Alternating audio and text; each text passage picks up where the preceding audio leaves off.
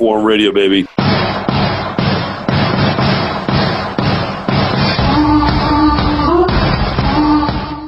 Hey, folks, QUORUM Radio's on now with Patrick Collins.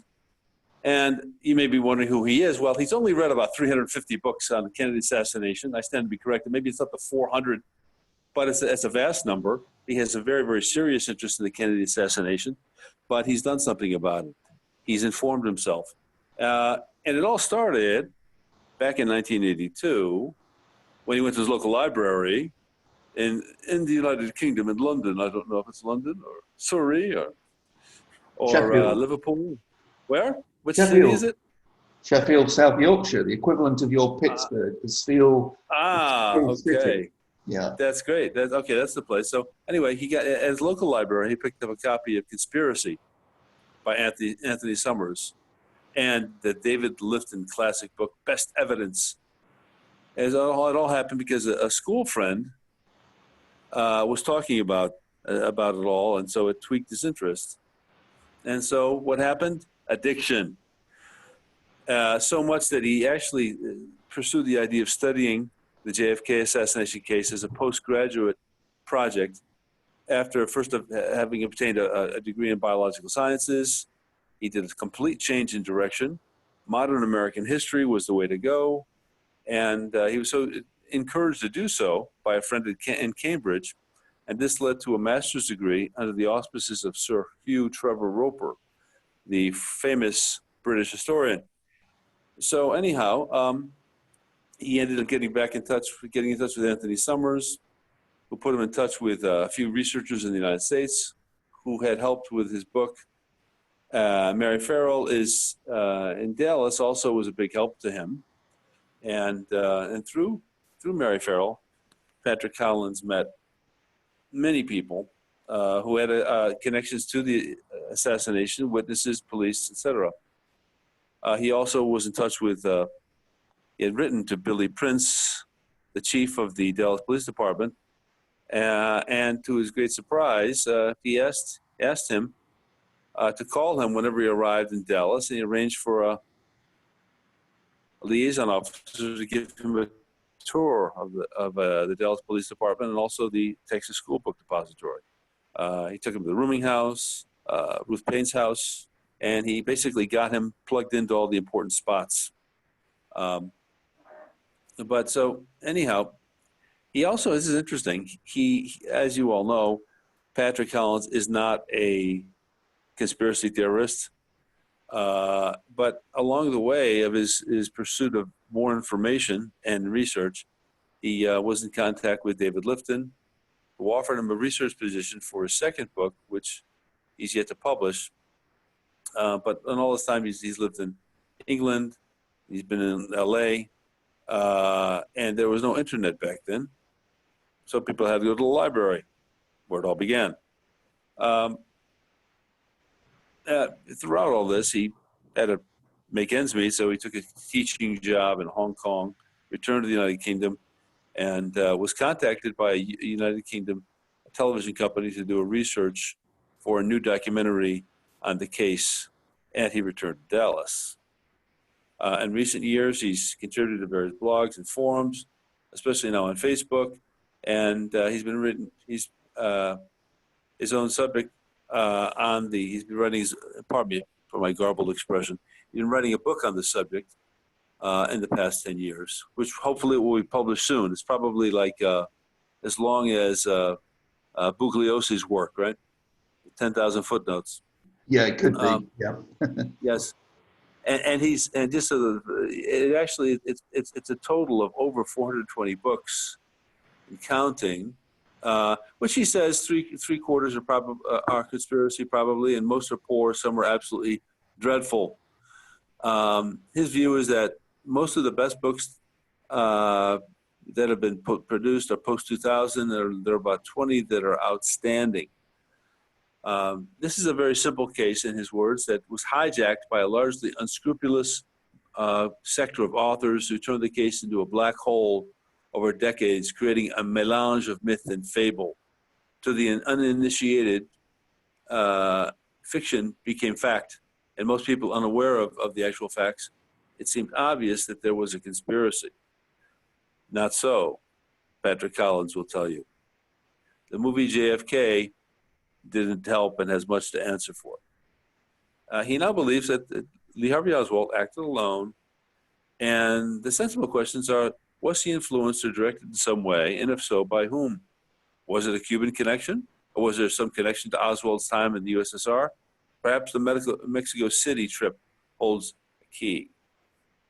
For him, the major key lies to what happened in Dealey Plaza, where there was only one shooter. Some 14 people saw the rifle out of the Texas School Book Depository window, and there were no reports of any other eyewitnesses to another gunman on that day. One gunman does not rule out conspiracy, but all this triangulation of fire and the grassy knoll gunman is just nonsense, and it has completely dominated the case, unfortunately. So, anyhow, there's so much here, and at that I will leave the intro to my guest, Patrick Collins. Patrick, do you find it entertaining to hear all the banter on these Facebook pages, or does it drive you crazy? Both. You know, Bill, it's amazing how passionate some people can be when it comes to this case. And it's, over 55 years ago now. And in fact, 2023, it'll be the 60th anniversary. And people who weren't even born then are posting on it up and falling out and arguing and getting themselves very upset on a daily basis on places like Facebook. It used to happen on Amazon and various other blogs. It's quite incredible. I always say to people, if this was a local Texas politician, this thing would have been wrapped up and forgotten about within 6 months. It's really because it was John F. Kennedy that there's so much interest. Yeah. Yeah. Oh, sure. Absolutely. Well, I mean, there were people who wanted him dead and celebrated when he was dead. Yeah, that's the story we hear. I don't know if John F. Kennedy doesn't produce the type of passionate opinions that he does in the United States, but there are people who really hated JFK. Yeah. Well, of course. I was barely walking in 1963, so I have zero memory of it. But before I started reading about the book, when I was younger, I was aware that my grandmother, who emigrated to the United States to be with my aunt, her daughter, in Baton Rouge, Louisiana, had written to Kennedy. And we have at least 2, possibly 3 letters from JFK in the family. And so I was aware of the Kennedys. And my parents, my dad particularly, was Catholic. And, I knew who he was. And I can remember walking around the streets of Vienna when Robert Kennedy was killed. And I think, that sort of tweaked my interest in the assassination. And like a lot of people, I originally thought, there must surely have been a conspiracy. One 24-year-old nutcase couldn't possibly pull this off. And it's been a real journey of discovery. And I think, as you mentioned in the introduction, post-2000, there really have been some truly outstanding secondary works on the assassination by people who have used, modern technology, photographic analysis, all kinds of IT to help unpack what actually happened in Dealey Plaza. And I think sure, that is a critical area that many people don't get into. You see a lot of authors say it doesn't matter what happened in Dealey Plaza. The conspiracy didn't happen in Dallas, it happened somewhere else. Well, I'm sure that could be true, but I think if you unpack the shooting itself, if you're rational and level-headed and informed, and I don't want to insult anyone here, I think you are very much drawn to have to conclude that there is certainly no evidence for more than one shooter. The eared witness testimony is interesting because about 1/3, 35% of people there thought all the shots came from the front. Well, we know they were wrong, so we can probably put that down to echoes and the acoustics and so forth. But if you start in Dealey Plaza and you rule out the grassy knoll gunmen and all that sort of stuff, you're left with asking yourself the question, well, if there wasn't anyone else shooting, did Oswald have any help? Was he directed loosely? I've always thought that maybe Mexico City is a key to understanding the potential for conspiracy. But unfortunately, with Oswald being shot, 48 hours after he allegedly killed JFK, we'll never know.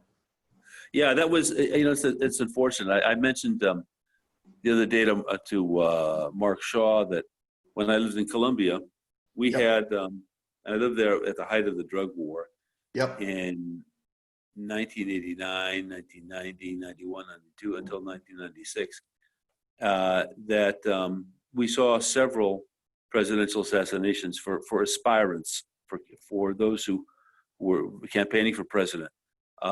Two of them, to my knowledge, involved double teams of assassins, in the sense that one took out the candidate, the other one took out the assassins.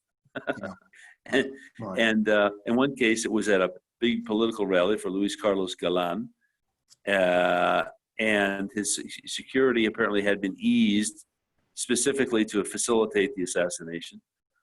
And then the other one was Carlos Pizarro Leon Gomez, who was he had been a guerrilla, and I actually lived with his son. It's kind of a long story, but and we shared. He was a little kid at the time, and he lived in the apartment where I lived. An amazing thing. But beyond that, what happened to him was that he was on a plane, and apparently before it took off, the assassin shot and killed him on the plane, and then he was killed on the plane himself, the assassin. So that type of thing, to me, always said conspiracy, mafia. So, what happened with Jack Ruby, if you want to, we can work back from there. People say he had a little pet dog, Sheba. It was a dachshund that he was crazy about. And he had that dog in the car when this opportunity presented itself to him, and he took it. And so it gives you, and he almost missed his opportunity because Oswald was scheduled for 11 o'clock for the transfer, and he was tied up with sending some money to one of his dancers in another city. So it gives the impression of somebody who wasn't really planning to do it, but responding to a capricious sentiment to do it, Well, yeah, I mean, I think that the fact that Ruby was in the Western Union telegraph office wiring some money and just walked straight across the road down the ramp, probably down the ramp of the police department, and shot Oswald within just a few minutes of him wiring that money. Had one more person been in line before Ruby, he probably wouldn't have got to Oswald in time. But I've always felt that even if it was an opportunistic shooting by Ruby, which it was, he could still have been pressured to take any opportunity or chance that he had to kill Oswald over several days, if not, that weekend, maybe at a later date. So it's possible. I mean, I couldn't rule out that the powers that be in Dallas didn't want a trial, for all the negative publicity. But I don't for a moment and have never thought that Jack Ruby had anything to do with the conspiracy to kill JFK. Sure. If I can get back to, I think one of the important things. Yeah, sure. It's all about education. And on these Facebook forums, which it's a great vehicle for discussing the case, you can see that there are two things that stand out to me. One is there are whole bunches of people, mainly American, who simply refuse to read books which are in favor of there being no conspiracy. They might have read Gerald Posner, they might have read bits of Vincent Bugliosi, but when I recommend, 15 or 20 people like fellow Brits like Peter Knight and Mel Ayton, and also people like John McAdams and Mike Majerus, Sean DeGrilla, who you've interviewed, they're not interested. They're not interested in historical truth as much as their faith and their own version of events. And that kind of it seems like it's a pursuit of heat instead of light, because it's just a denigration of the opposite side. But let's talk about something that. Well, could I just? Of course. I'm sorry. Go right ahead. Yeah, just finish off that point, Bill. You know, if you don't have good information, if you don't read both sides of the argument, how can you present yourself with a convincing case if you've not read? I mean, Peter Knight's book, The Kennedy Assassination, 2007, it's only 200 pages long, but boy, that book is outstanding. If every American adult read that book, the stats, the statistics, if there was a poll, would shift from 39% in favor of conspiracy. It would at least swap the other way around, because that guy makes a convincing argument that there was no conspiracy. I think better than anyone has done so before. So those two things, Absolutely. You need to have the information. Sure. If you don't have it, it's just a faith-based position based upon, what you think happened, and what you think happened almost certainly isn't what happened, and it doesn't fit the evidence. And I just find it amazing, that. Sure. I'll give you one example then. Sure, the evidence is. Yeah, sure, go ahead. Yeah, these guys that say the rifle that was found was a Mauser, and that it was swapped out at a later time. Well, there were 3 police guys there, and you could argue 4 if you include one of the more senior people, that thought the rifle was a Mauser, and Weissman and Boone just thought it was a Mauser because it had the Mauser mechanism. So they're all cited by the conspiracy theorist that believes it was a Mauser that was used. Yet they won't make any mention of the 25 DPD and Tom Allier, the photographer, who all saw that it said made on Italy in it. And you bring that up and it's just totally ignored. And the fact that the bullets that were found in the limousine were fired by an Italian rifle and not a Mauser, that seems to be ignored as well. It's an astonishing thing that this subject seems to rob normally intelligent and rational people of their ability to apply common sense and think clearly. Yes, and one of the things you took upon yourself was when you went to the United States, you actually were able to get access to, I don't know if it was the National Archive, where you saw the actual limousine itself. No, I didn't see the limousine. That was up in Michigan or Illinois, I think. I wrote to Marion Johnson from Cambridge using university paper and a recommendation from my lecturer to the head archivist at National Archives when it was in the center of Washington, D.C. And I got a letter back saying, yeah, you're very welcome to come. When you have some dates in mind, let me know. And so I went, and I think I was there for about 2.5 hours, and I saw the rifle, the so-called magic bullet, all the clothing. I saw the Zapruder film, which was amazing. I was taken to it was a cool air-conditioned room, and it's in a safe, and he took it out and he opened the top and I could see it. Oh my gosh. The film. The only thing as far as I know, I didn't see was as far as I know, I wasn't able to see, because you have to obtain permission from the Kennedy family to see the autopsy materials. But yeah, you can see the curbstone, contrary to what some conspiracy authors will tell you, that it disappeared. It didn't. It's there, and so is the windshield.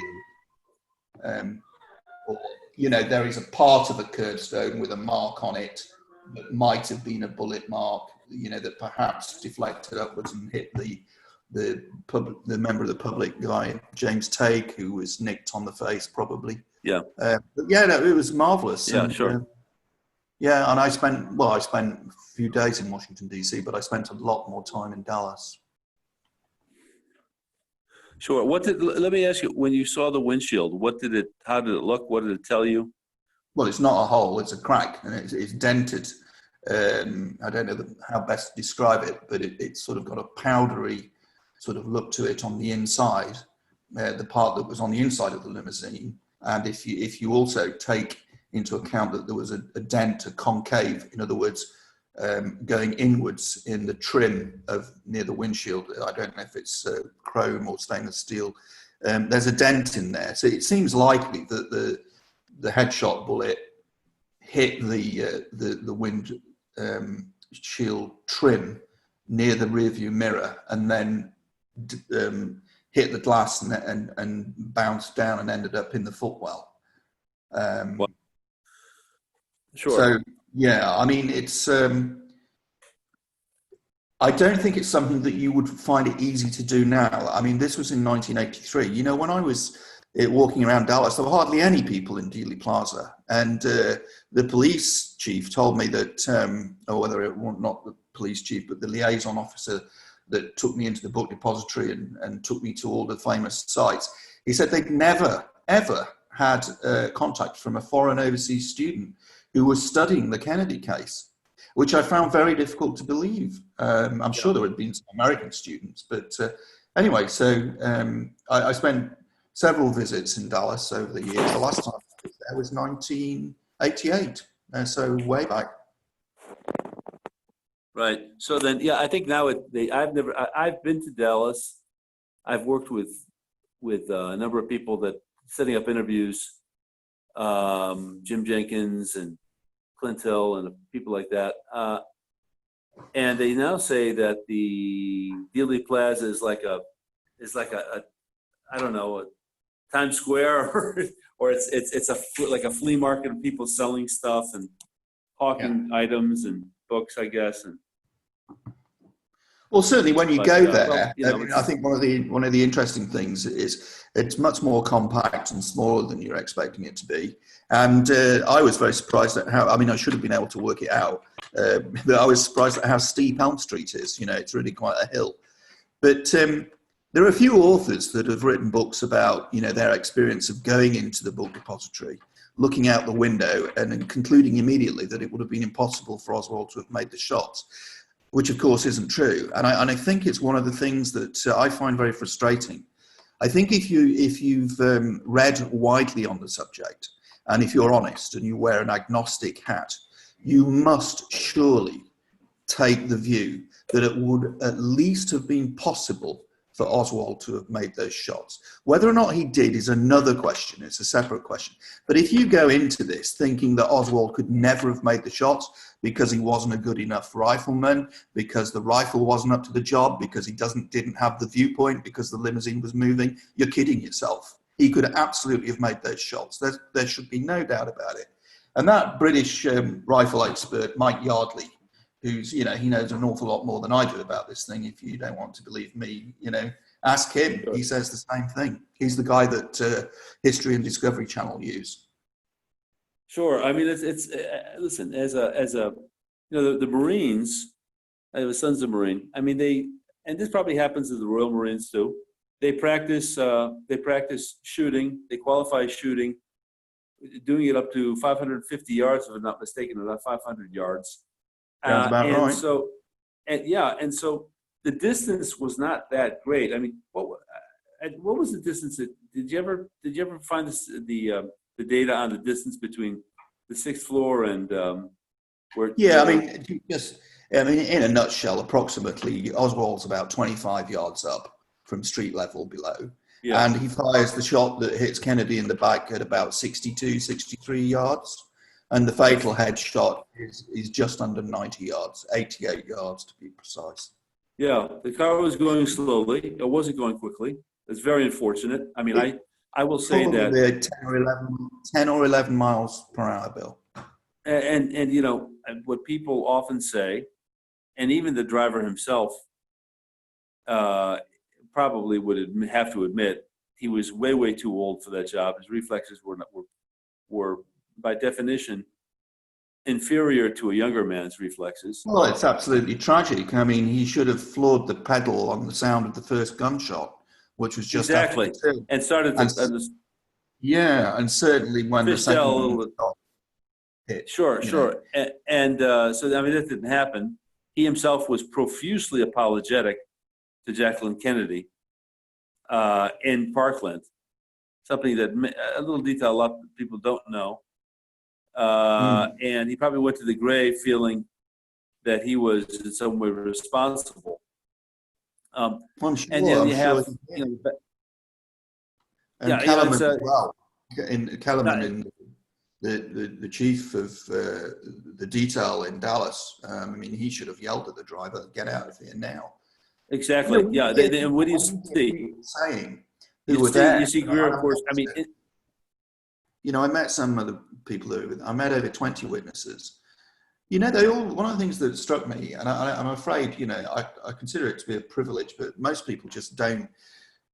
Naturally, understandably, they have no way of meeting people who are actually there. I actually stayed with the family, and the gentleman that I stayed with and his wife, he was there. He was also at Pearl Harbor when the Japanese bombed.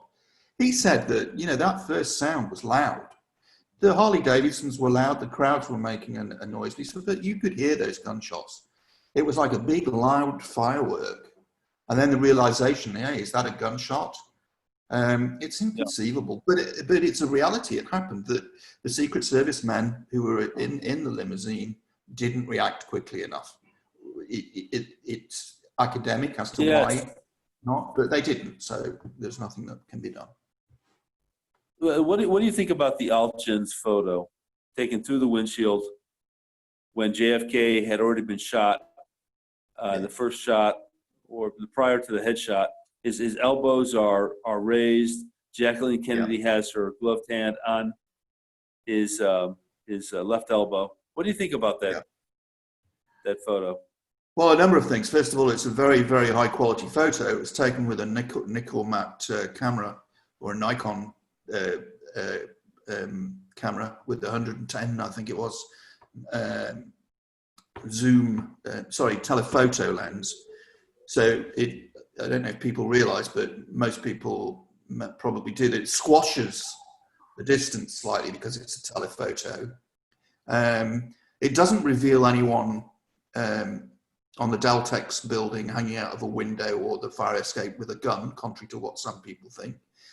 One of the frustrating things is, I think it's a great shame that he didn't take a photograph of the book depository, 6th floor area, at any point during the shooting.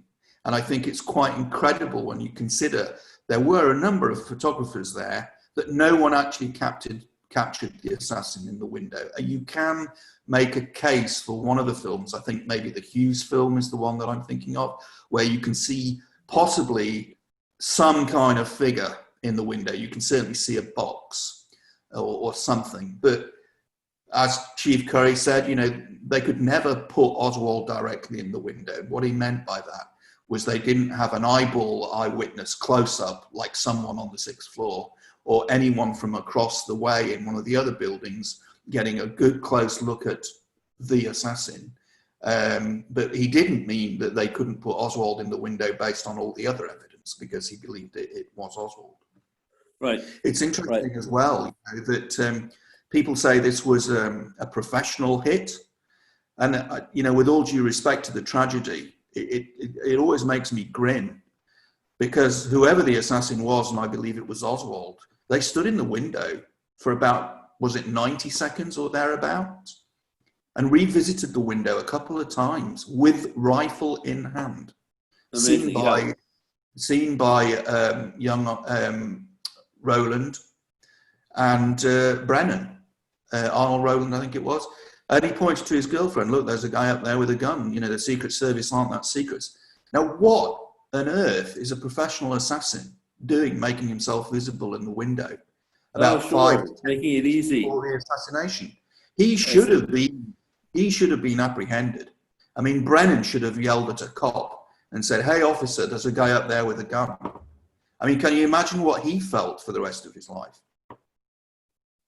Wow, sure. And I when I look at the Altgens photo, I think it was a comedy of incompetence. It just all worked together. For example, in the Altgens photo, the Secret Service looked like they're spectators looking around. No, I mean, the Secret Service should have immediately taken off. Clint Hill fortunately did, but his protectee was Jacqueline Kennedy. You know, I don't know. One of the, I mean, there was another, I think it was, he was out drinking with Clint Hill. Or, what was his name? I forget. He's got like a Lithuanian last name, Paul Landis. I think Paul Landis was on the other side. Right. Paul Landis was on the other side of fullback, and the second car behind JFK's car, limo. And supposedly motorcycles were in the way that precluded him from getting off his running board and running to the presidential limousine. I don't know if you have any opinion about that. I'd like to hear it. They seem to me to be dazed spectators. And the Alton's photo shows that clearly. They're looking around, they're looking back, instead of wondering if, gee, was it a firecracker? What's going on there?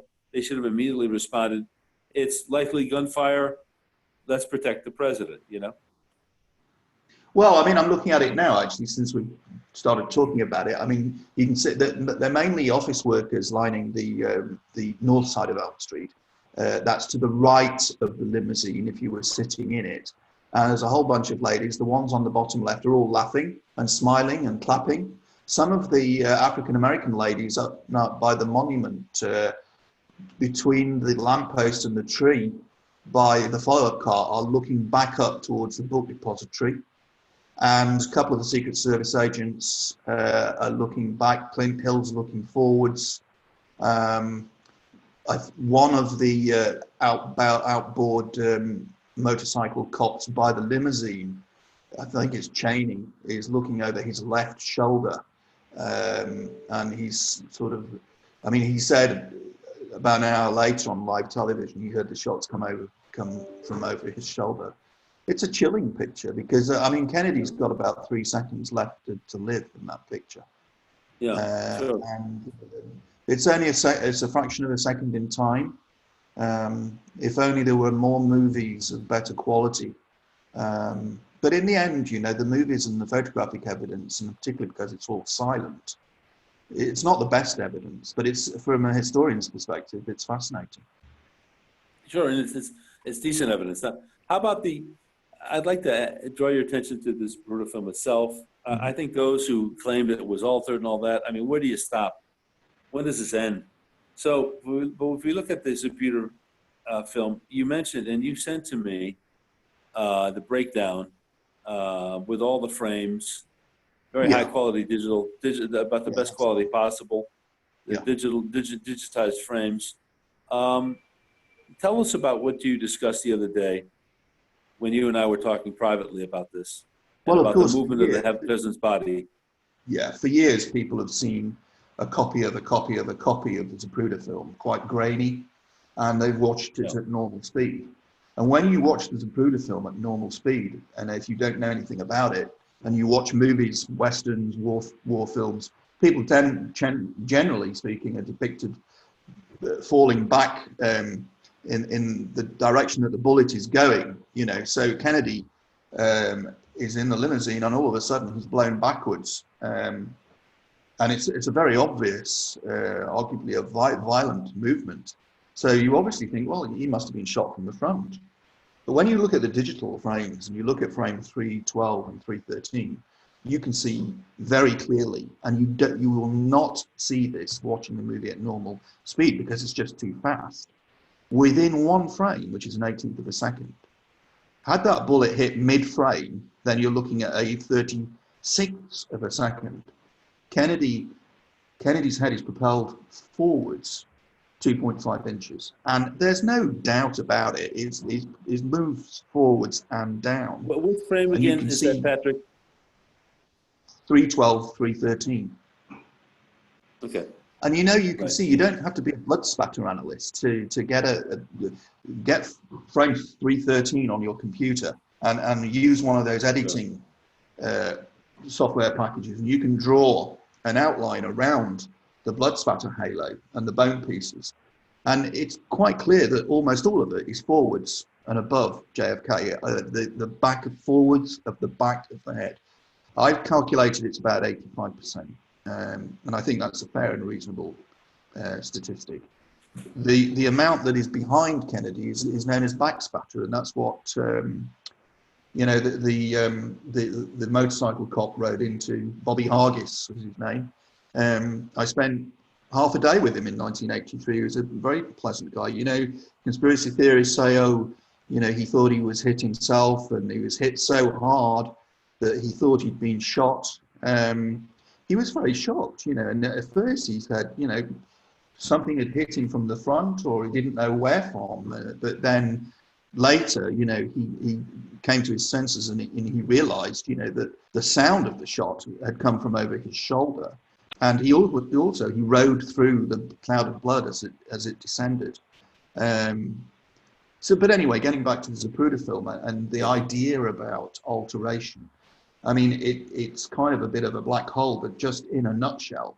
I mean, if you read Alexandria Zapruder's book about her grandfather, or if you watch the DVD Images of an Assassination, you'll know that Zapruder never let that film out of his sight. He's even looking through a window in a dark room, so it must have been a dark annex room or lobby to the dark room, watching it being developed. And then the lady that developed it brings it out to him, and they go to another place to get the 3 copies made. And he's there with his buddy Erwin Schwartz in business, and the copies are made. And he takes, the film, the original film, home with him, and he takes it back to the office first, puts it in the safe, and then he takes it home. It's never out of his sight. And you've got this theory that there's some special CIA lab, some photographic analyst, Dino Bruglione, is already watching the film on the Friday night, early hours of Saturday morning, when it's actually in Zapruder's house. The idea that it's altered as well, without going into detail, and I'm not an expert, but I know people who are, is you can prove that the Zapruder film was not altered because you have the imagery displayed between the sprocket holes, and you have like a fingerprint element of evidence that only Zapruder's actual camera mechanism had caused the indentations and marks around the sprocket holes, to the exclusion of all other Bell and Howell 35 and 8mm cameras. So we know it's not altered. It was damaged by some clown at Time Life that weekend, and he spliced out frames 208 to 11. But in the digital copies, the link to which I sent you, they used one of the original copies to insert those 4 or 5 missing frames back into the Zapruder film. You know which they are because they're missing the sprocket hole imagery. Right. And finally, the irony about it is, after all these years of people saying, oh, there's a Zapruder film shows that JFK was shot from the front. Well, when you see it in the kind of quality that you would see it if you were looking at the actual film itself in the archives, and you were able to look at those frames around the headshot, it's actually proof that the headshot came from the rear, because the head fell violently forwards on impact. And the following rearward movement, and I'm going to put forward something I think that a lot of people might find interesting. But if you really pay attention to what's happening, you'll see that the backward movement starts with the shoulders or the torso and is followed 1 frame later by the head. If Kennedy had been shot from the front, the head would have moved back first, and that would have pulled back the torso. That doesn't happen. You can't rule out that the Zapruder film proves that there was only 1 shot to the head. There could have been a second shot from the front to the head, as far as the Zapruder film is concerned, but the medical evidence doesn't support that. But I would go as far as to say the Zapruder film, in the end, actually proves that the headshot came from the rear, even if you discount the medical evidence. Right. And so, when you look at the Zapruder film, you see, the exit wound is, I think is pretty obvious, which is that the right temple, the huge flap opens up on the skull. It's extremely bloody. Yeah. And, that, let's say that blood and tissue debris field opens up and starts to move behind him a little bit. And that's consistent with what people said, So yeah. The picture that you see does not say the back of his head was blown off. Now, I'm not going to deny, Flintel supposedly said that, his, there was massive head trauma to the rear. I think it's conceivable that happened because of the fact that the bullet was can be denigrated, the rifle can be denigrated, but it was it was a bullet with a tremendous amount of gunpowder in it. It was fairly big, moving at a high velocity, about 2,000 feet per second. That's right, yeah. It's going to do a hellacious amount of damage to the cranium. And, and what Jim Jenkins said was that you basically had this area that if you could put it back into place, but, you lifted it up and it was just hellaciously big, And so I believe, he said it extended, from the back, right rear of the head to the right. Well, yeah, I mean, Jim Jenkins, enormous. One of the assistants at Bethesda, wasn't he?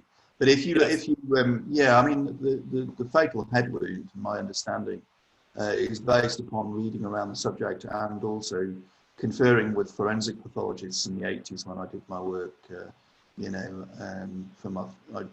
did a thesis on the assassination itself, and I had some questions, particularly having read Best Evidence and was looking at this head wound alteration theory that David Lifton came up with. And you can find out all about the wound ballistics by reading Larry Sturtevant's book, The JFK Myths. You can also read about it free online by a pal of ours on the forums, particularly Fair Play for JFK. Dr. Nick Nally, who's written an outstanding paper on it. It's complicated, but when the bullet enters the back of the head, it immediately sets up a wave of pressure that follows the bullet. The bullet exits the right temple. And it's the pressure wave, or the shock wave, as it's sometimes called, that expands outwards, and on reaching the internal area of the skull, the cranium, the fissures are blown out because they're the weakest points, during your development as a baby. Sure. During fetal development, those skull plates are initially separate and then they join. And so where they join along what's known as the fissure is the weakest part. So the side of the head is actually blown away, and that's a tangential wound to the path of the bullet. So the exit wound, I think, is an interesting concept. I mean, particularly you get this so-called discrepancy between the Dallas doctors and the autopsy doctors, and you often see people discussing that and disagreeing. At the end of the day, the autopsy doctors were making a forensic assimilation of what they had in front of them. The Parkland doctors were trying to save JFK's life. They couldn't actually see the back of the head because it was cushioned on the gurney.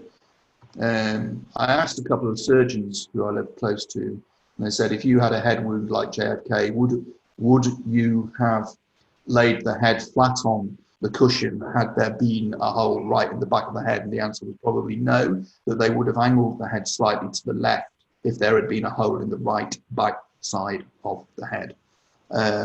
So that's an interesting thing to consider. But the Mormon photograph, which is taken in a fraction of a second after the fatal headshot, shows from the other side of the road that the back of the head is intact. And the Zapruder film shows it to be intact all the way through to the end, approaching frame 486, which is where it ends. So where this idea of the head was blown out comes from, I think it's probably that most people would describe your ears would be, if you look at a diagram of a person's head, the ears are actually in the back half of the head. So a wound above the ear for most people is going to be described as a wound in the back of the head. But it's not right in the back of the head. It's above the ear. Right, of course. But the thing is that my view on all this stuff is based on what they said. I think there's a possibility that both people are right. That in effect, there could have been massive trauma to the rear of the head. In fact, when JFK was taken to Parkland, supposedly the cerebellum, started to fall out of place. And so. You don't see it in the Zapruder film, but, you open up a tremendous area of the skull with compound fracturing, if you will, that basically means that you've got, massive blood loss, not only in the temple, but it could be around the sides There's blood everywhere. Yeah, Right, of course. The House Select Committee on Assassinations and the Clark Panel and other investigations used numerous forensic pathologists, and I think although Cyril White dissented somewhat on aspects of the wounding, they all agreed, that the headshot came from the rear and exited the temple. And so, as my friend Barry Ryder in London, who has considerable expertise on the JFK case, who's an outstanding reviewer of books on the JFK case, so it doesn't really matter what all these people think. At the end of the day, the headshot came from the rear, full stop, period. That's what the evidence tells us. And it's interesting, you get all these debates online on Facebook, and I often feel like quoting Barry saying, well, I'm sorry, what you think, and actually what I think really doesn't matter. We have the facts. All we're doing is interpreting them. And I've got a chapter in the book that I'm writing. I've not got a title for it yet, but I've got a working title, and I call it Bubble Think. And it's the way that the conspiracy theorists deal with and assimilate the evidence is interesting. What they'll do is they will separate out and isolate dozens and dozens of instances or items of evidence, and they seem to have a very crafty knack of disassociating them from each other. And then to give you an example, they'll say, oh, well, Oswald, let's take, what happened to Oswald after the assassination. And they'll say, oh, maybe, he didn't change his jacket. Maybe he already had his gun with him. He didn't go back to get the weapon that shot Tippit and all that sort of stuff. But if you join the dots, you say, well, Oswald left his place of work and got onto a bus to leave the scene, and then got into a taxi, and then went home to get his gun, and changed his jacket to change his appearance, and then was seen in the vicinity of where Officer Tippit was shot, and was seen running away, reloading his handgun, and was seen behaving suspiciously, looking disheveled by the shoe shop owner manager, Johnny Brewer, and then snuck into a theatre and then attempted to hit his arresting officer. He'd certainly hit him, and perhaps drew his gun. I think Brewer I think that's, sure. You start joining all those bubbles or dots together and you look at the big picture, it's far more important that it's not the devil was in the detail, but you've got to stop seeing the wood for the trees. Yeah, I mean, if in the theater itself, I don't think there's any disputing it, unless, of course, we're going to say, well, cops don't count as far as witnesses go. Well, inside the theater, the lights were turned on, and there were witnesses to the fact that Officer McDonald was hit. He hit Oswald. Oswald admitted that. And there were witnesses to the fact that Oswald drew his gun. So why is it that we have to automatically disbelieve police as witnesses? I mean, that's ludicrous. Yeah. So the big question is, well, if he was innocent, how come he was acting so guilty? Leave the scene of the crime. Pound on the door of a bus. To conspiracy theorists, and there are some sensible ones out there. Let's be fair. Like Anthony Summers, author of Conspiracies, one, for example. Oswald could have been part of a conspiracy. He could have been set up. Someone could have said to him, "Look, let's take a pot shot at the motorcade, and then we'll go to the press the next day and say, yeah, hands up, it was us. But we fired to miss. We wanted to make a point. Look, hey, we're really upset about the situation with Cuba and the Bay of Pigs. And, we could easily be working for Castro. And we could have killed Kennedy. Wake up, people, and start, taking notice of this situation." And the other guy shoots Kennedy. And Oswald thinks, oh, my God, he's actually shot him. And he could have panicked and done all the things that he did, even if he was not the assassin. So you can't rule out that everything actually proves he was the assassin. You can use common sense and say, well, it almost certainly tells us beyond reasonable doubt that Oswald was the assassin based upon his behavior. Yeah. Yeah, sure. I mean, all the things that come together like pieces of a puzzle. That they later discovered that he had taken a shot at General Walker. He had written a letter. He wrote a note to his wife in case I get caught. Here's what you should do. He goes. He was rooming at he's at a rooming house, and in the Oak Cliff area, and then he normally goes there every night. Thursday night he would normally sleep there, but no, he goes to Irving to be where his wife is, where the rifle is. Ruth Payne is a little surprised at that, and then he has supposedly first he asks, his coworker Buell Frazier, I think is his name, that he wants to go pick up some curtain rods, and he wraps up the curtain rods. Curtain rods don't really need to be wrapped. I mean, they're not really that. They don't have sharp edges, sharp enough to damage.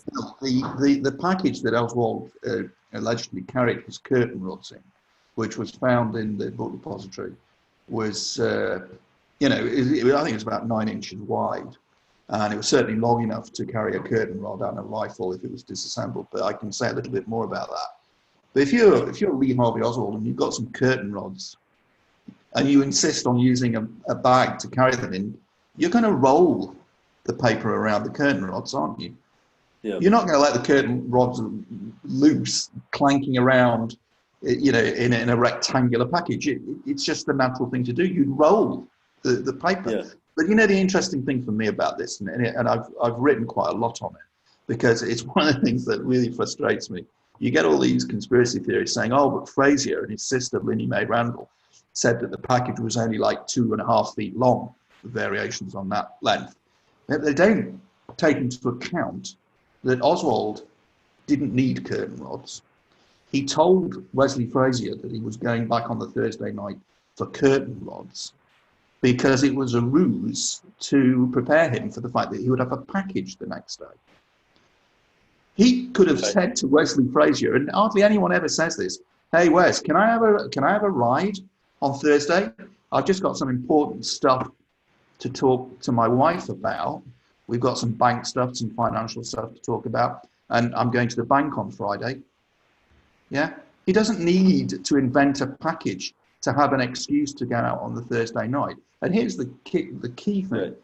Oswald said Mrs. Payne had said he could have a set of curtain rods. Ruth Payne, and you've got to believe her, I mean, she's not going to lie about this, said that Oswald never mentioned any curtain rods. Marina said Oswald never mentioned any curtain rods, and then he denied discussing curtain rods to the police.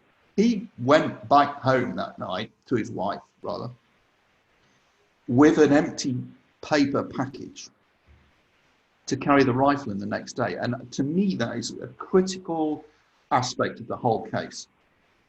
And he asked Wes Frazier for a ride about lunchtime on Thursday, the 21st of November. Not earlier in the week, not the week before. And I believe it's now a personal conviction. And it is only conjecture. It can only be conjecture. For all this talk about a massive plot, a far-reaching grand plot that was in the working for months, I don't think Oswald decided to shoot Kennedy until the Wednesday or even the Thursday morning of that week. I think that assassination plan was between 36 and 48 hours in length. And there's a great irony in that, if that's the right word to use, that at the end of the day, after all these grand conspiracy theories, the whole damn thing was a plot that was no more than a day and a half or two in the working. Yeah, sure. I mean, of course, because they knew supposedly about the motorcade route. I believe Monday they knew, and then maybe it was Tuesday that it got published of that week. Yeah, it's difficult for me to know, but I mean, there are people who live locally, like Jerry Dealey, who's a relative of the Dealey family. He would know. But my take on it all is that the actual route with the Elm Street leg was printed on the Tuesday, which would be the 20th. Sorry, the 19th. Yeah, and then Oswald would have seen it in the newspaper the following morning, because he always read the previous day's paper in the lunchroom with a coffee when he got to work or at lunchtime. So he would have seen it. Because he was a miser, supposedly. Yeah, he was too mean to buy a paper. Yeah. So yeah, he would have known the route by Wednesday, and I think that's when that light in his head lit up, and he thought, "Wow, I've got an opportunity." Now that doesn't mean that there couldn't have been a conspiracy. Oswald in Mexico City could have met with people, or in New Orleans, who could have just at some point that fall, JFK is going to Texas in the autumn. Hey Lee, you've been in the Marines. Take a shot. And that could have been a little acorn in his head for weeks. And I wouldn't rule out that possibility. I don't think it happened, but how do I know? I can't possibly know. But I honestly think it was a last-minute act, and the fact that he used a paper bag. If he'd been thinking about it the week before, don't you think he'd have gone out to a thrift store and bought some kind of sports bag or a duffel bag?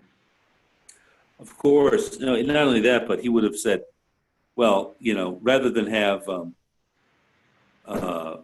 Fraser somehow find out, maybe touch the package, he could have just gone the route, I'll just take a taxi.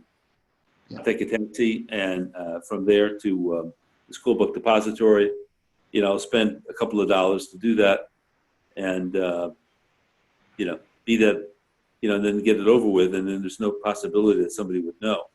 Well, another thing for me, I think, is the idea that if he planned it in advance, and he bought the Carcano in March, he would have known that rifle was prone to jam or misfire, as Mike Yardley calls it.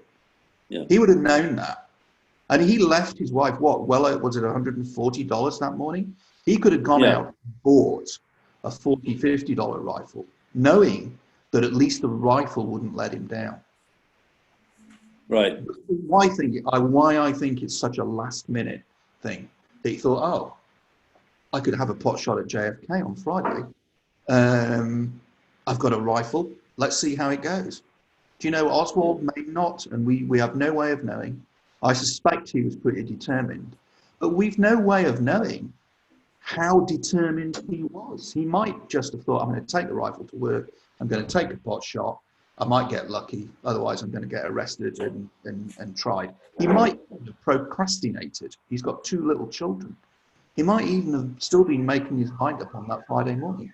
I think he probably had made the decision, and the green light was there by the Thursday at the least, but he must surely have had some doubt about what he was doing. And I bet half of him never thought he would get away with it. And when he did, he must have been pretty shocked.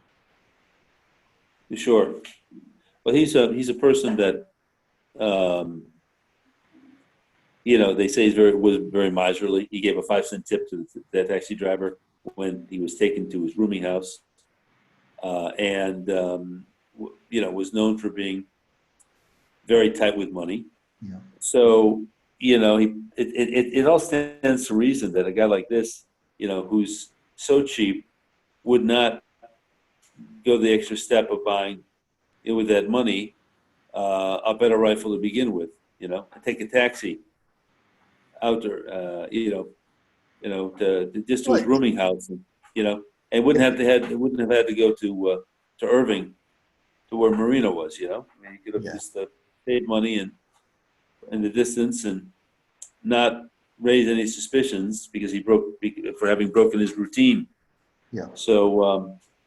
Well, it certainly raises the question, and it's a good point that you make, that even his meanness, prevailed. Yeah. That he didn't go out and buy a better rifle, that his meanness prevailed over his desire to be successful in assassinating President Kennedy, which brings up the question, did he really care that much? probably he wanted to be successful, but you never know. He might have just thought, well, I'll just give it my best shot and forgive the Yeah, pun. literally. And Yeah. and then of course then you also have the case of him having to, it's strange, isn't it, that he has to go to his rooming house to get his pistol. Well, I mean, if he had thought this through carefully, he would have been carrying it around with him when he went to Irving to get the rifle. But he didn't. To me, it was done in an ad hoc, somewhat haphazard, reactive way instead of a planned way. So the master conspiracy kind of falls apart because of Lee Harvey Oswald and the type of guy he was. Well, I would say that that's a very good point that you make about the fact that he didn't take the pistol with him to work on the Thursday morning and conceal it, and then took it home on the Thursday evening. And it's not, it wasn't unusual in those days. I'm sure you, being an American, will know better than I do. But there was nothing wrong in him having a pistol in his place of work. I mean, I'm not sure. Did you need a license? Well, nowadays it's a huge deal. Yeah. But at that time, it was maybe a little bit out of the ordinary. But Yeah. they didn't have metal detectors at that time. They didn't go on the assumption that somebody could carry a weapon into a place. It was a public building. Didn't have a huge staff of hundreds and hundreds of workers. So it was kind of an informal affair. So I think it would have been easy to do. Who's going to frisk? Nobody's going to frisk him on the way in. That's ridiculous.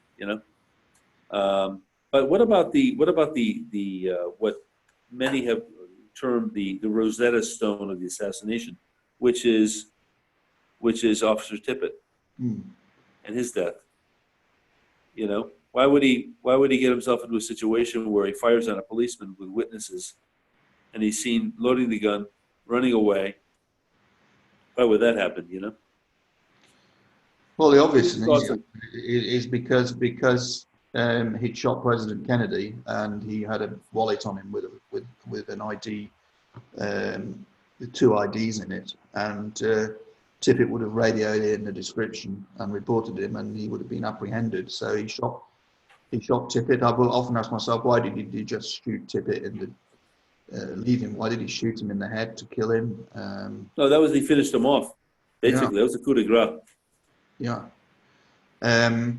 He could have been involved in a plot and still shot Tippit. It doesn't rule out a conspiracy, but it shows that Oswald was a very desperate man. And I think the fact that he shot Tippit tells us that he was, at the very least, heavily involved in the assassination. I believe he was the lone assassin, and I think that's why he shot Tippit. A lot of the conspiracy theorists, and there are forums just on the Tippit case, they'll go on and on about the color of the jacket. Somebody said Oswald's jacket was light brown. Someone said it was light blue. Someone said it was grey. Someone said it was white. So, couldn't have been Oswald. The fact is that Oswald left the rooming house zipping up what some people call a lightweight Eisenhower type jacket.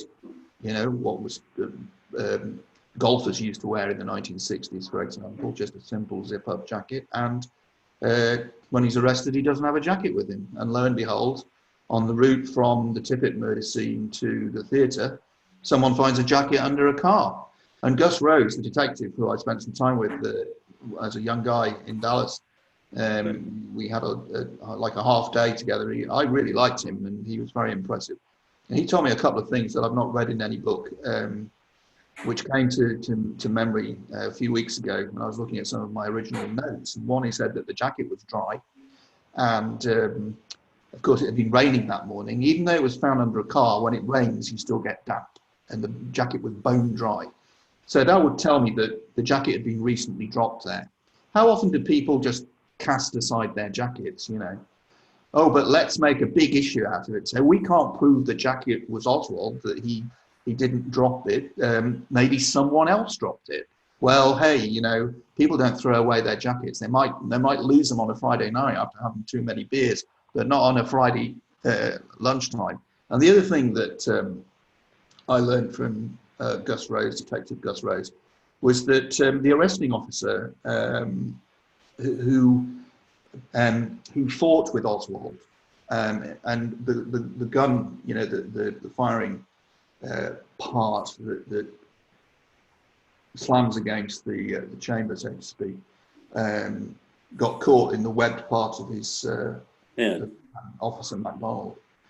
And people say, that didn't happen, he made that up. Well, Gus Rhodes told me that he had to have some serious first aid to the area of his hand. So there's no doubt that, whether or not Oswald tried deliberately to shoot Officer MacDonald or it just so happened to go off. He didn't exactly come easily, did he? I mean, he was fighting, he was resisting. And that in itself is a very important part, all this nonsense about Oswald being completely duped and a patsy. It just beggars belief, really. Yeah, sure. No, it all falls apart and everything fits together with him doing it. And so, why would you shoot an officer unless had a deep fear of capture? A normal person, suppose Oswald just said, "Oh well, I guess no work today," and instead of talking with his workmates, he just goes home. A cheap man wouldn't have taken a taxi. A calm man wouldn't get on the wrong bus or a bus that needed a transfer, or once realizing that he got the transfer, he would have gone on to the bus that took him to Oak Cliff, or that section of town where he was rooming. So it was all, it's unnecessary for him to get into a taxi. What's the big rush? It's interesting, isn't it? And people will say, "Oh, well, we don't know that Oswald didn't ask what had happened." But as far as we know, no one ever came forward and said Lee Oswald asked them what had happened when he ventured outside before he walked away to the bus station, or to get the bus. He never went up to anyone and said, "Hey, what's happened?" If he'd have been in the lunchroom, as some conspiracy theorists believe he was, why on earth he would have been there in a windowless lunchroom? Beggars belief as well. He would have been out front watching the parade.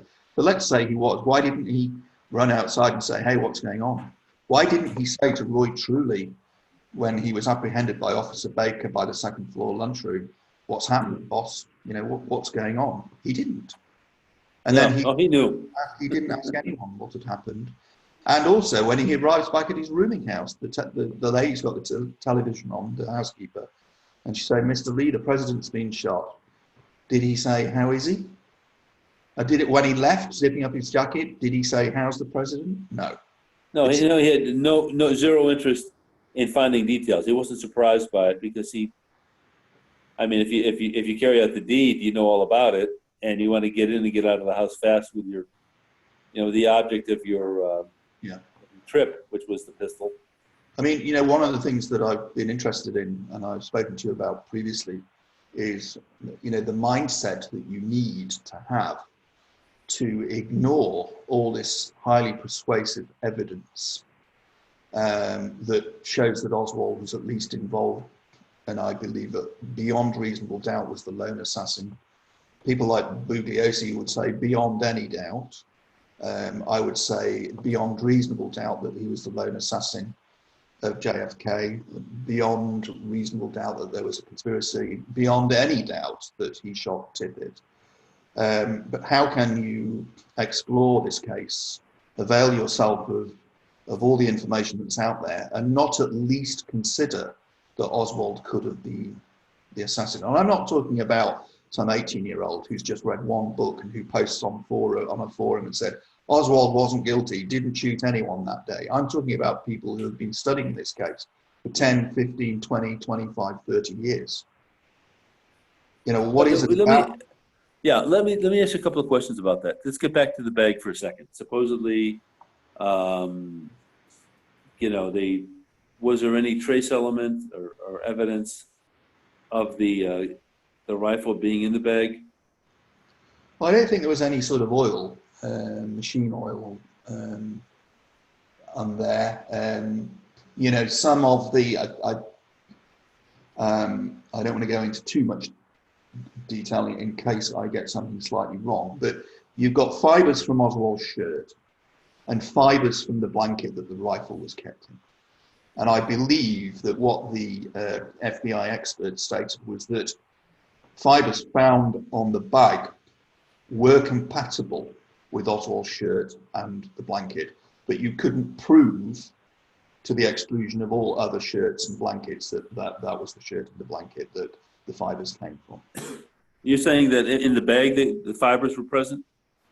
Yeah, there were some fibers, I think. Yeah. Okay. Or if it wasn't, if it wasn't the bag, Bill, it was the rifle. I should know that, but right. It's impossible to remember everything about the Kennedy assassination. I often say to people, I've probably forgotten more about the Kennedy assassination than I actually know at this moment in time. Right, sure. It's not my job. Sure, of course not. So then, but I mean, how about the rifle itself? Were they able to ascertain fingerprints on the rifle? Well, there's a little bit of conjecture here, but part of the rifle, the wooden stock that was not visible when the rifle was assembled, had a palm print on it, and that palm print was lifted in Dallas. That means that literally lifted off by a piece of, I don't know the material, it would be like maybe a see-through piece of film, that you press against the surface and then you pull it away, and the print is actually on the material, and that's taken away and analysed and determined to be Oswald's. Well, of course, that doesn't mean anything. The rifle was Oswald's. You would be no surprise that his prints were on it. But in the trigger guard area, there was a fingerprint, which was, I think Fraser of the FBI or a colleague of his in Washington determined that the print was probably Oswald's, but he couldn't prove it. And then later, during the time of the House assassinations investigation, with better technology, that aspect of the case was reevaluated, and it was stated that Oswald's fingerprints were on the trigger guard area. But there's room for flexibility on that. I don't think in a court of law at the time, had Oswald gone to trial as a juror, you could have found him guilty on either of those 2 points, or you would have said to yourself as well, okay, it was his rifle, it's got his prints on it. That's kind of suggestive that he used it, but you couldn't really make a persuasive case for that, and neither could you make a case for the rifle having been fired on that day. There were no tests, unless you literally found it in situ and put your hand on it and felt a warmth around the chamber area. There's no way of knowing whether or not a rifle's been fired on Friday the 22nd of November or the week before. You might be able to determine if a rifle had got rust on it in certain parts, that it hadn't been fired in a long time. But there was no test really to determine whether or not it had been fired on Friday the 22nd. But the fact that the bullets that killed Kennedy were fired to the exclusion of all other weapons by the Carcano tells us that it was the weapon that was used on that day. Unless you're a conspiracy theorist and you believe that the metal retrieved from the limo, the nose and the base of the bullet, and the so-called magic bullet, the stretcher bullet, were planted, then you have to accept that the Carcano was a murder weapon. Sure. And then the thing that strikes me is, having interviewed Jim Jenkins, and he told me, emphatically that no, there was no, the wound in the back didn't have an exit. It had an entrance, but not an exit. Basically, it just didn't perforate the pleural cavity. No. Your thoughts on that? Okay, well, we're talking about the single bullet theory, and of course, Dr. Perry performed a tracheostomy in trauma room 1 within a few minutes of Kennedy arriving. Most of the doctors didn't see that wound. When the Bethesda doctors, when the body arrived, they recognized the neck wound, the anterior or the front neck wound, as a tracheostomy incision, understandably. Unbelievably, they didn't have a conversation with the Dallas doctors, and they would have found out that actually there was an existing bullet wound, a small punctuate-looking wound near the Adam's apple. And had they known that, they could have put 2 and 2 together, thinking, well, Kennedy's got a wound in his back. He's been shot at from above and behind. Perhaps the wound in the front of the neck is an exit for that bullet. But they didn't determine that night that is what has happened, because they didn't probe the wound in the back sufficiently. They didn't know that the neck wound was a bullet hole, so they just naturally assumed that a bullet had fallen out during cardiac massage or something like that. What they didn't know, I don't think, is that the caliber of the weapon. I'm not sure if they would have had any appreciation that this bullet would have hit Kennedy in the back at 2,000 feet per second. It doesn't strike the spine. There's damage to the pleural cavity on the top right of the lung, and there's also a couple of tiny shards of bone, perhaps, come away from one of the vertebrae, possibly caused by the shock wave of the bullet, and not necessarily the bullet itself striking the spine. This thing's traveling at 2,000 feet per second. That's 1,500 miles an hour, and it's got to go through about 7 to 8 inches of soft tissue. It is not going to stop. It's going to exit, Then the question is, does it hit Governor Connolly? Well, where does it go? It doesn't hit the car. I think Dale Myers, who's done a lot of work on the single bullet theory and the neck wounds and so forth, he concluded from his computer analysis, taking the Zapruder film and making it into a 3-dimensional image, that there was nowhere that you could have hit Connolly just behind the right armpit, given where he was seated, without the bullet going through JFK. Now, I'm not convinced myself that that's right. I think you probably could find somewhere where you could hit Connolly directly, but the chances are to be something like the Deltex building, which was populated with dozens of workers and who saw no gunman. So it's going to hit Connolly. And, for me, the single bullet theory and the grassy knoll gunman are the two biggest, the contention to the single bullet theory and the existence of the grassy knoll gunman are the two biggest red herrings in the JFK case. And it's a real shame that more people don't focus more on looking at the conspiracy angle involving Oswald than trying to say that the single bullet theory is a load of nonsense and that the grassy knoll gunman existed. No evidence for the grassy knoll gunman. Sure. The single bullet theory has to stand. I mean, it's not an invention of Arlen Specter. It's an invention presented itself by science that presents itself through virtue of science and logic. It could have been presented by anyone on the Warren Commission. The fact is, it just happened to be Specter. Conspiracy theories say, oh, he made it up. He didn't make it up. If you or I were investigating that case, we would have. Well, there's another. We would have worked out that the timing was a problem, because the both men are wounded within about a second of each other in terms of their visible reactions. Too fast. You see it on the Zapruder. You see the Zapruder film.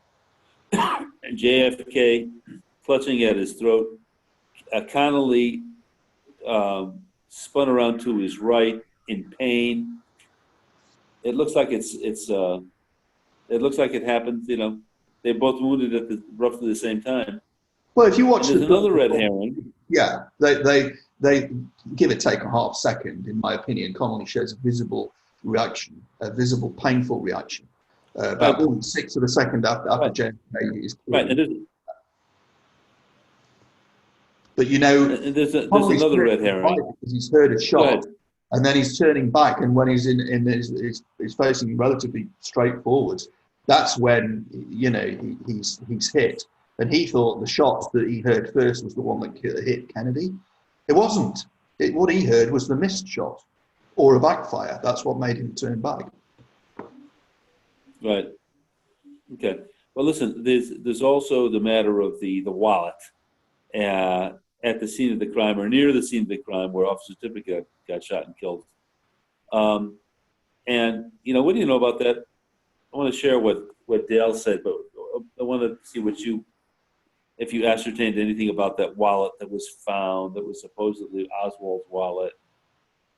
Well, I've certainly read a bunch of conspiracy conjecture around the wallet that, Oswald had two wallets, not one, which seems odd, but not impossible.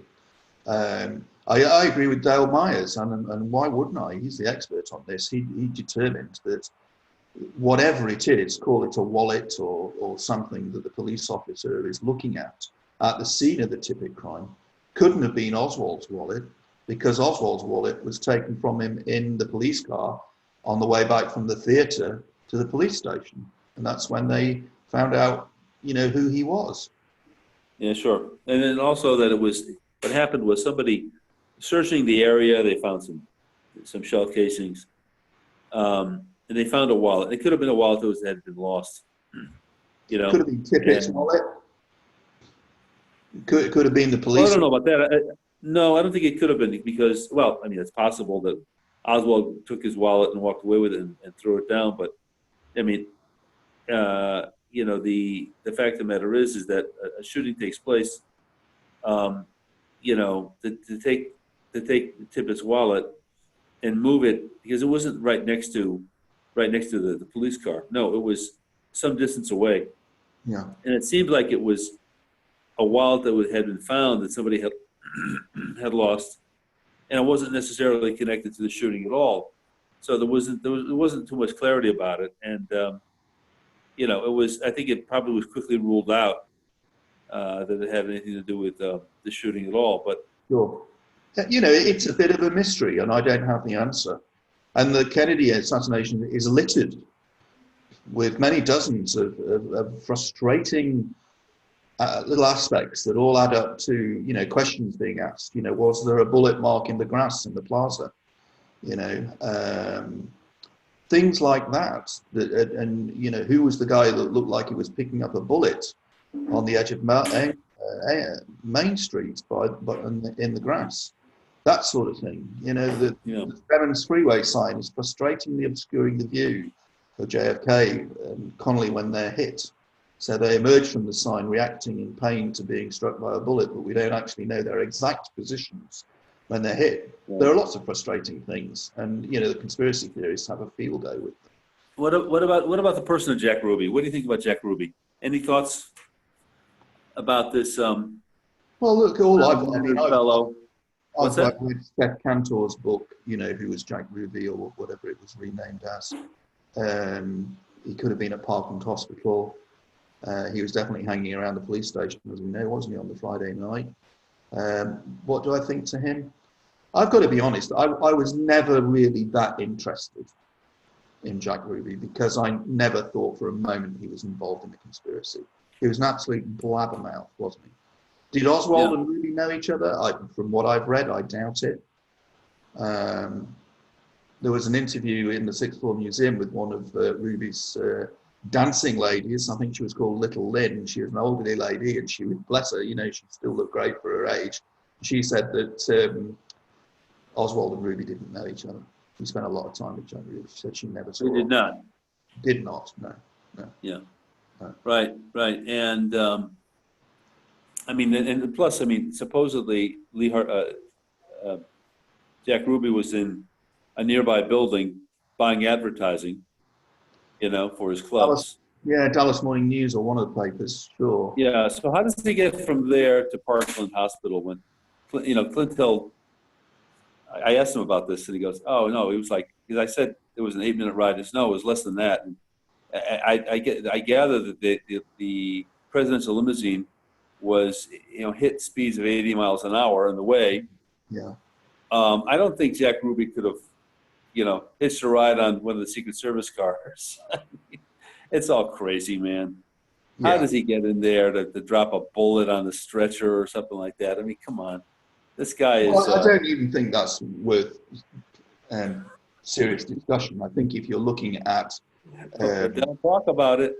Bullet. They'll mention that. Yeah, Commission Exhibit 399, the magic bullet. If it was a swap out, it would have been done later. It wouldn't have been dropped on a stretcher. That was crazy. They had no idea what had happened to Connolly. And this is something, I think it's an important point to make, and it's not an easy one to explain. But we're all working with the benefit of the hindsight that we know that the evidence that we have is the evidence we have. We don't have the problem that people in real time, in the real world, at that time, would have to have been dealing with all kinds of possibilities and probabilities. They would have no way of knowing. So they wouldn't have risked planting a bullet on the stretcher because they could have introduced an extra bullet. well, hey, where did this come from? We just found a bullet in Governor Connolly. They didn't know that they wouldn't find a bullet in Governor Connolly. You know, they didn't know that they wouldn't have found a bullet in the limousine. It's crazy. The theory that that there was another gunman and that Kennedy and Connolly were hit by a bullet from another weapon and that it was swapped out for the Manley Carcino 6.5 millimeter is at least, in inverted commas, sensible in the fact that it's possible.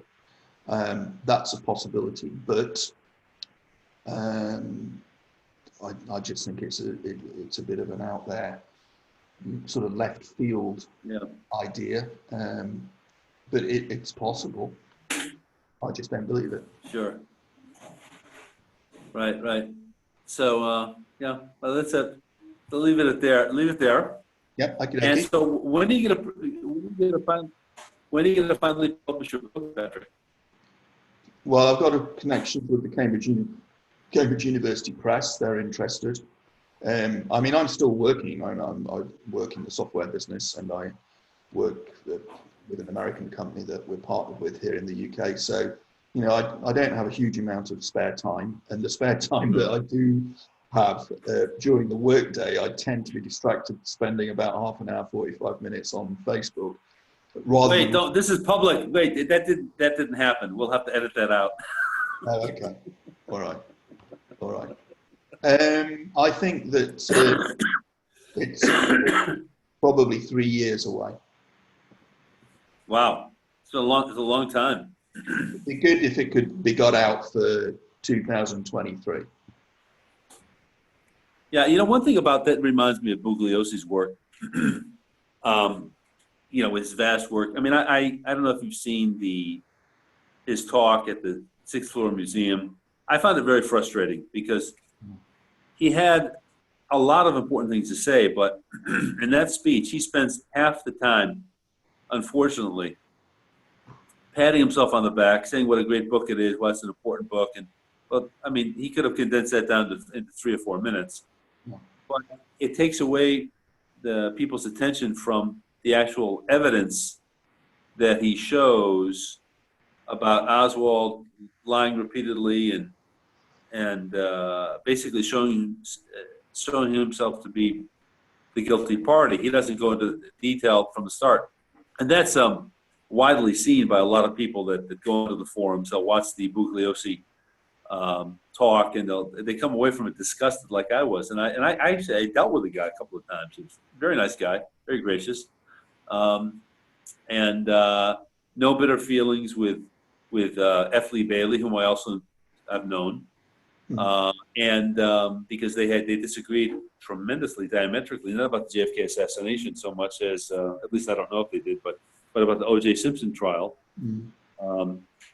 Lee Bailey considers it, you know, a case of O.J. being innocent, and Vincent Bugliosi held that he was, you know, very guilty. You know, guilty as could be. It was obvious. So but the funny thing was about Bugliosi was that he seemed to be cordial and concerning F. Lee Bailey. And I said, hey, you know, maybe I can get you guys together or something like that. He was very nice, you know. I think he went about it dispassionately to find that JFK, in fact, had an assassin named Lee Harvey Oswald, and he was content about that. And a book with thousands of footnotes is, you know, my gosh, it's like an Encyclopedia Britannica. My goodness, you know. Although a Britannica encyclopedia probably has a lot more footnotes, but still, it's pretty amazing. Well, I suppose he wrote the book with the notion that he wanted to write the definitive work on the case. And he made the decision that in order to do so, he had to write a veritable, you know, tome of a book, 1,600 pages plus the endings. And then he released the first part of the book as 4 days in November. I thought it was a shame that they didn't get some editors to work on condensing it down to about a third of the size. Oh, you know what he says? Yeah, right. What he says in his talk in the 6th Floor Museum that's on YouTube, he says that the editors normally cut like crazy. They remove chapters, you know, 5 or 6 paragraphs. They just cut out. But he said, no, we don't want to leave. We don't want to touch anything. Because it was just, it's good. It's great. We don't want to mess with it. And so, I mean, they probably didn't want to have to deal with an attorney, a prosecuting attorney, questioning their judgment on removing paragraphs and lines and all sorts of things like that. Yeah, that's right. Well, he wrote the whole thing on a yellow legal pads, didn't he? Oh yeah, he was into that. He was into that. He would say, I tried to get, can you do it by Skype? Can you do a talk by Skype? Mr. Buglio said, no, I'm not into technology. It'll be by the good old telephone. Yeah. So anyway. Well, he wrote, I believe he wrote the definitive work. I think that's post 2013, there's been some really interesting books. You interviewed Sean DeGrilla. Fred Litwin's book from last year, I think. I was a teenage JFK conspiracy freak, assassination freak. That's a great book.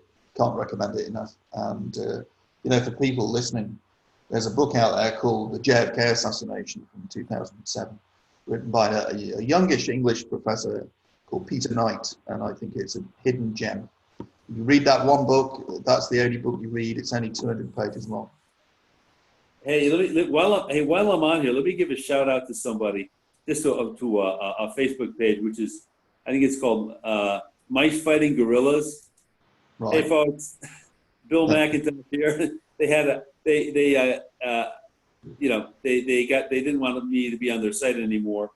I guess when I posted the Dale Myers interview or a segment of it, they said, well, they said to me, well, you had to say I thought you said you were a conspiracy theorist. I said, yeah, I think the Russians were involved. Right. Yeah, great. Well, Patrick, listen, thanks a lot. QUORUM Radio is grateful that you've been able to talk about conspiracy theories. It was too bad we didn't have time to talk about if JFK is still alive and if the Queen Mother knew all about it before she died. No, we didn't. It's for a follow-up interview. It's such an important topic. Well, if we can, maybe we can have a little chat about the Cuban angle and the Mexico City trip and all that sort of stuff. Oh yeah, that'd be very interesting.